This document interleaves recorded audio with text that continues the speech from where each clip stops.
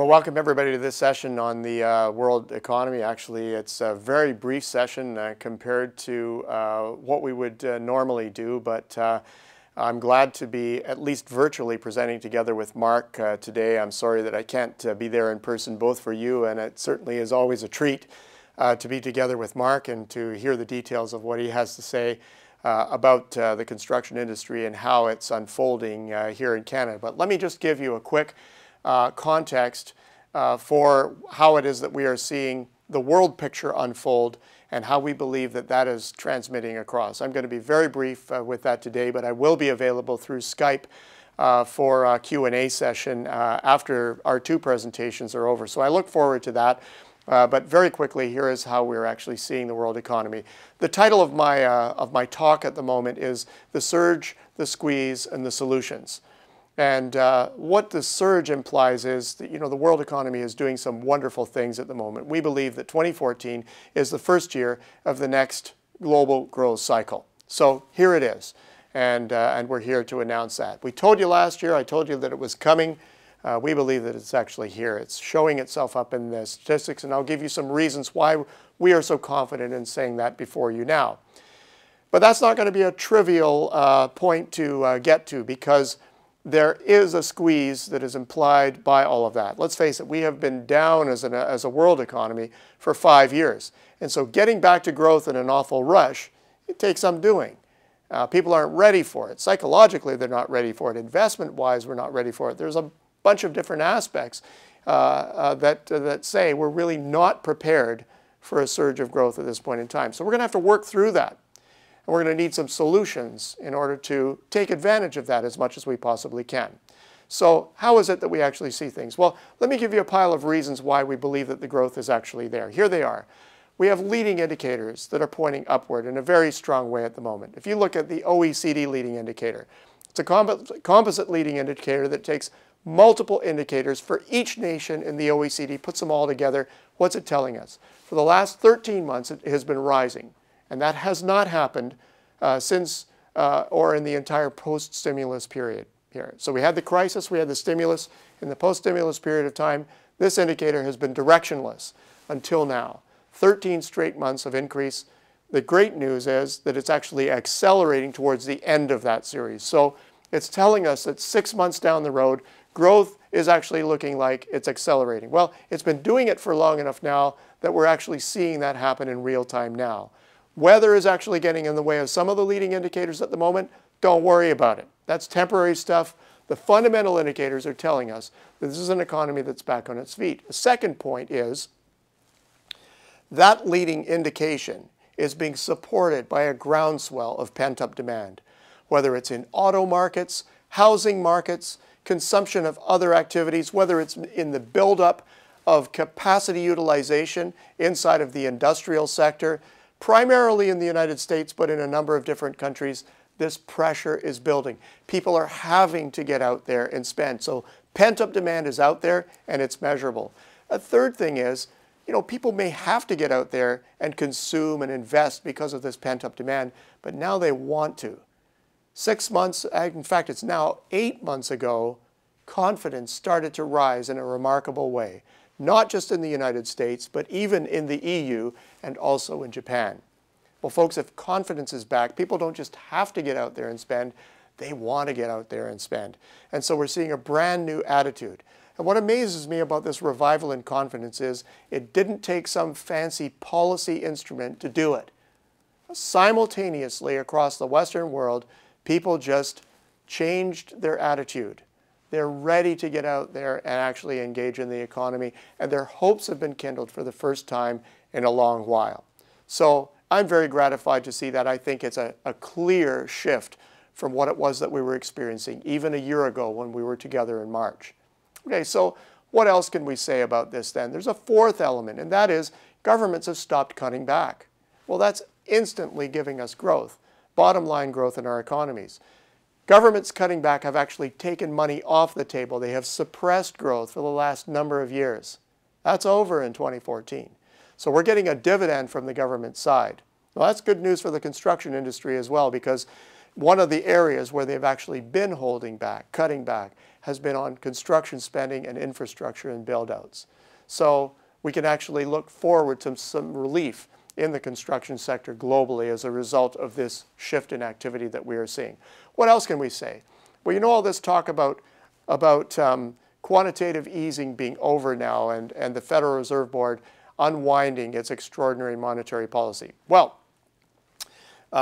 they're talking about unwinding that. They wouldn't be talking about it if growth wasn't back. Growth is the trigger for unwinding that activity there. So the end of quantitative easing, very good news for us all, because America is convinced that it's back into growth mode. Another factor is the chatter factor. The media is just not obsessed with crisis anymore. They're actually jumping onto the growth bandwagon, and that's actually good for everybody's spirits. And finally, in my community, analysts are more aligned around the fact that we actually have growth out there. The consensus is building that we actually have a growth situation globally. Okay, so here's what it looks like in pictures. The big takeaway from this graph here, or the chart, is that industrialized markets are gaining momentum thanks to growth in the EU, thanks to growth in Japan, thanks to growth primarily in the United States. The better news is that as we jump into 2015, the numbers are even better. We, in our forecast right now, provisionally, are just below 4% growth for 2015 for the United States. That is the fuel that is really igniting this next growth cycle. So we see the first payback in this year, and we see an even greater payback in 2015. So we're feeling pretty good about that. That is kicking up growth in emerging markets. These are follower markets, and so they are depending on the Western world coming back so that their trade activity kicks up. And of course, that takes world growth from 3% in 2013 to almost 4% in 2014, and even greater growth as we move into 2015. Well, that's good news. That is firing our economy up. Is it going to fire Canada up? Not on the consumer side. We're too indebted. Not on our housing side. We've overbuilt. So where is it going to pay back for Canada? It's going to pay back on the trade side. And due to a weaker dollar, these 5 factors are actually showing us that the weakening in the currency that we are seeing at the moment is something that makes sense. So expect a currency to float between 92 and 93 cents over the next while. Not good if you're importing stuff. It's going to cost a bit more. But if you're actually tied to the export sector, it's going to see a boost in activity up to 1 to 1.5% this year as a result of the weakening of the currency. If current levels are actually maintained, that's the kind of growth that we would actually see. So the dollar is actually supporting the trade sector, which is also benefiting from the world economy getting back on its feet again. This growth period, though, is going to have some constraints. One of them is financing. With quantitative easing rolling back, credit is going to be hard to get around the world. So this is a grid of the emerging markets in the world where we believe capital is going to be most constrained. But it's not just emerging markets that are going to feel this. What we believe is a real strength of the Canadian economy is taking export solutions, export contracts that we are doing in the rest of the world, pairing them together with a financing solution from strong Canadian financial institutions and sealing the deal with those two things, the product offering and the financial offering. So think about that as you're thinking about doing business around the world. So here we have a situation where growth is up, credit is tightening, long tenors out there are less favorable, so if you need to lock up long-term money, you've got to think creatively about how to do that. It's going to be tight in emerging markets. If you have cash or access to cash through your financial institution, it's a real opportunity going forward.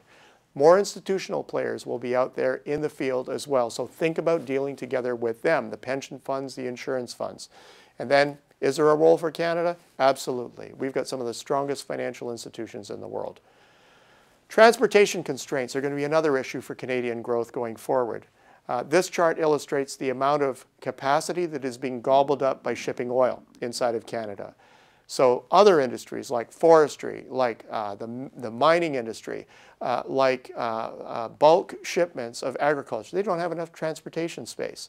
So believe you me, there's going to be a lot of transportation money floating around in Canadian construction. And I also believe that there's going to be a significant amount of pipeline activity. We can deal with that in Q&A if you would like.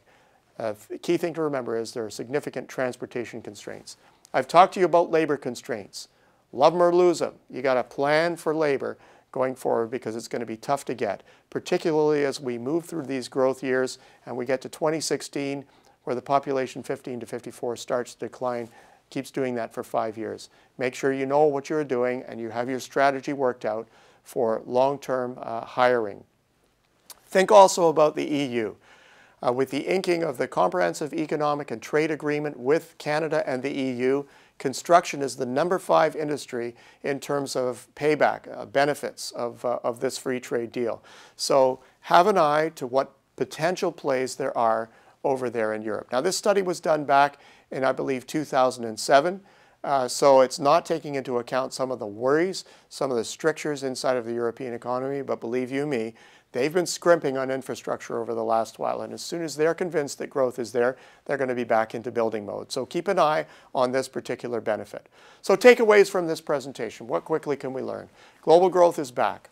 Domestic demand in Canada is going to be constrained. We don't have strong fundamentals here, but things are going to be really good on the export side.